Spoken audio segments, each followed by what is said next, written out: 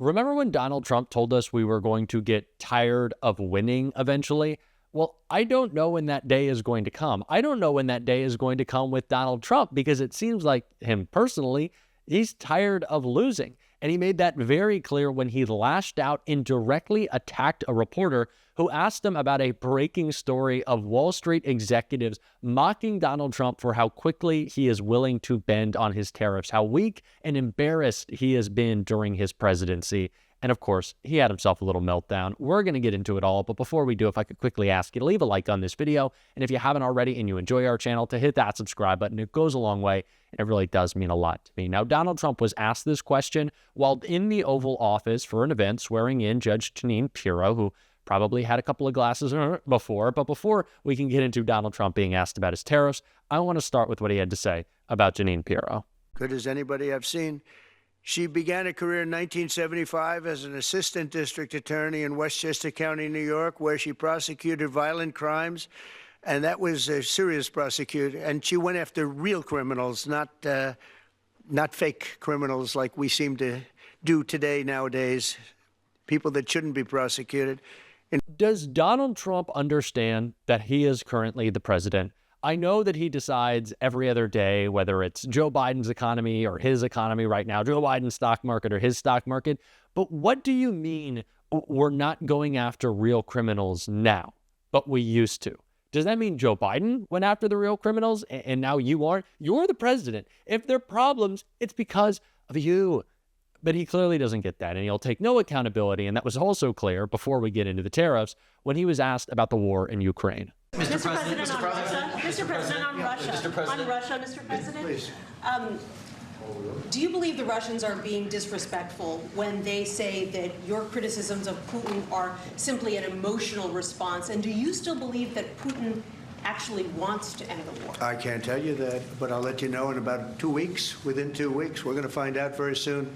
We're going to find out whether or not he's tapping us along or not. And if he is, we'll respond a little bit differently. But it'll take about a week and a half, 2 weeks. We have Mr. Witkoff is here, who's doing a phenomenal job, is dealing with them very strongly right now. They seem to want to do something, but until the document is signed, I can't tell you. Nobody can.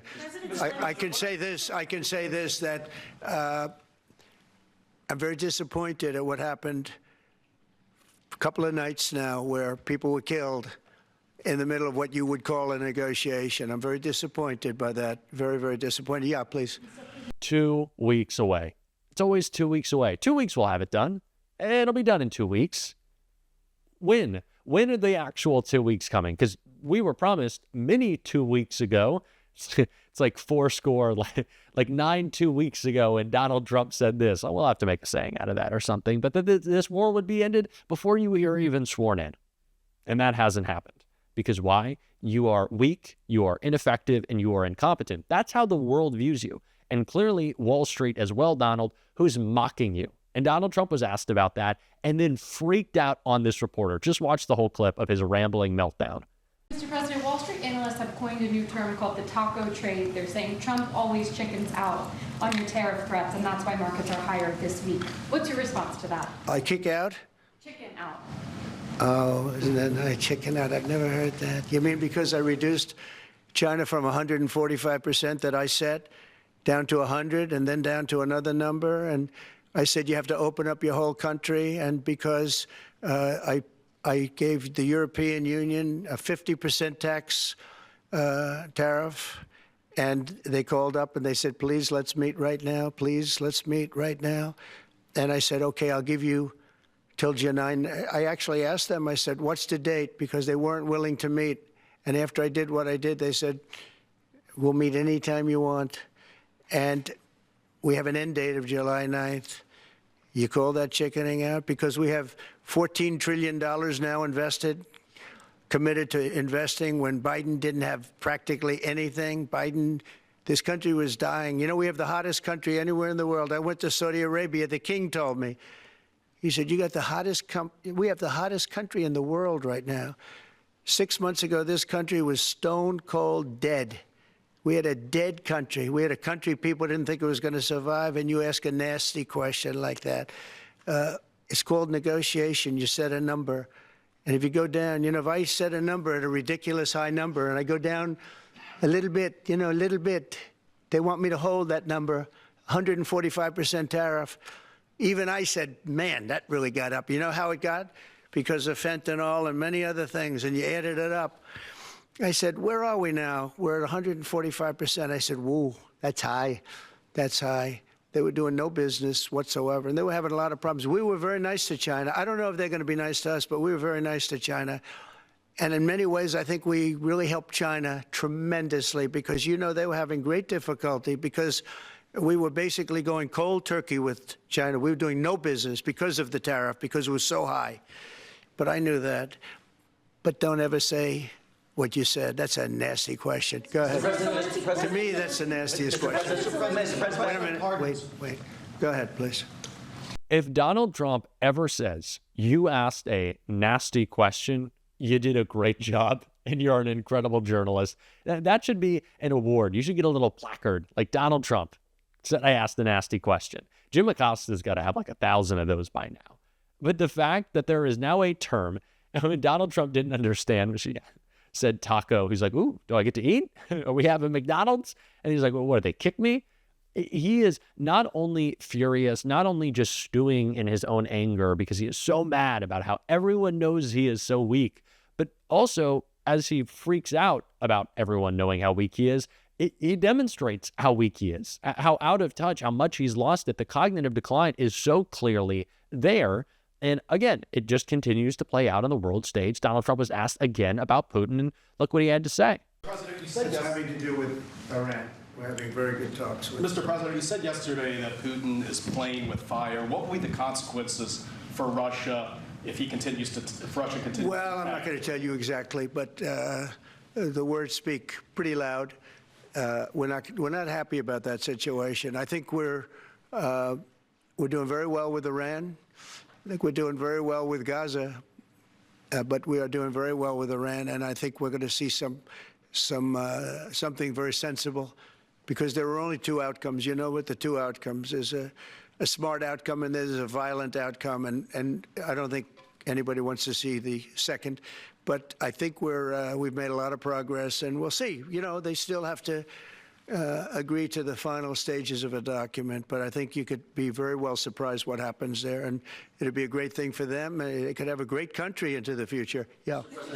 The words speak really powerfully, really loudly. Well, we don't know what the words are, Donald, and you can never get through a sentence without slipping up or slurring. So the words clearly aren't too powerful because they've done nothing. You've posted a lot. You've been pretty angry and emotional, and it's not just my view of that, as we talked about in some recent reporting. Even the Kremlin is now mocking Donald Trump. His best buddies in Russia completely humiliating him. And Jen Psaki covered that right here. A month ago, right after Trump said he struck a peace deal to end the war, Russian President Vladimir Putin launched one of the most devastating bombardments on Ukraine's capital, Kyiv, since the war began. Trump responded by posting online, "Vladimir, stop." Wouldn't you know, Vladimir did not stop. And over the weekend, Russia launched an even bigger aerial assault on Kyiv. And Trump responded again by going online, writing that Putin has, quote, gone absolutely crazy. Now, Trump has been largely defending Russia, criticizing Ukraine and cutting off necessary U.S. assistance since he took office. But now that he appears pretty impotent in achieving his promise of ending the war, well, he's melting down publicly a little. Kremlin spokesperson Dmitry Peskov, who often chooses his words, almost always carefully, brushed off Trump's outburst by calling it, quote, emotional, which probably got under Trump's skin.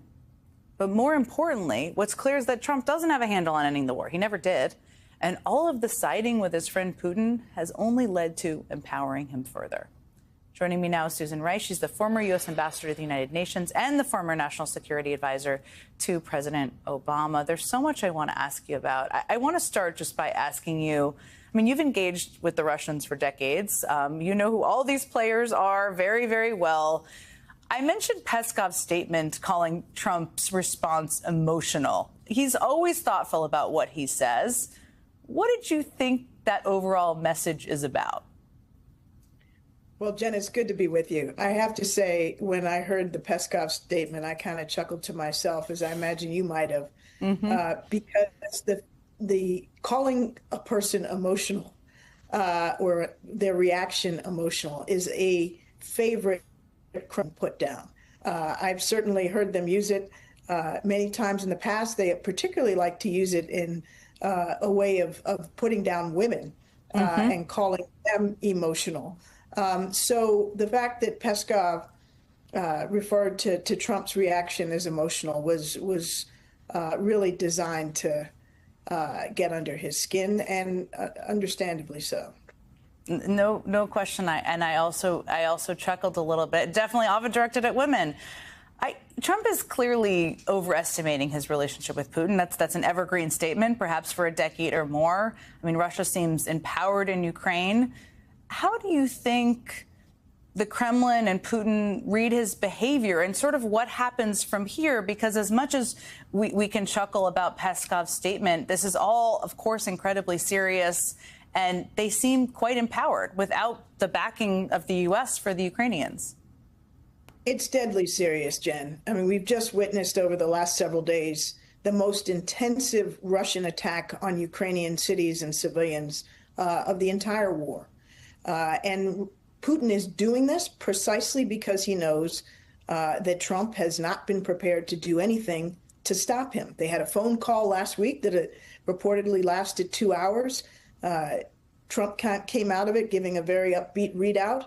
And the next thing you know, Putin is launching this intensified attack.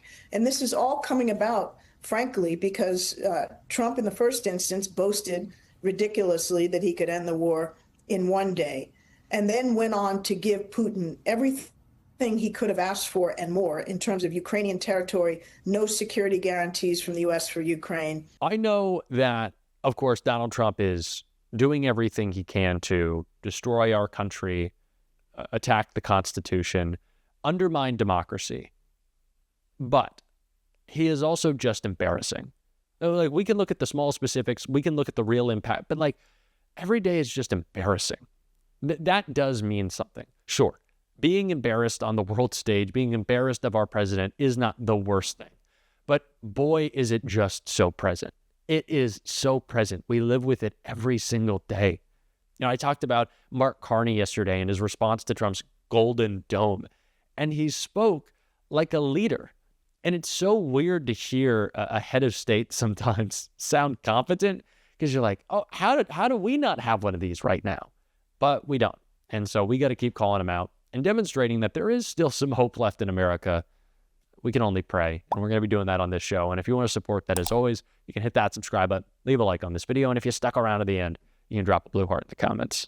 And until next time, I'll see you soon.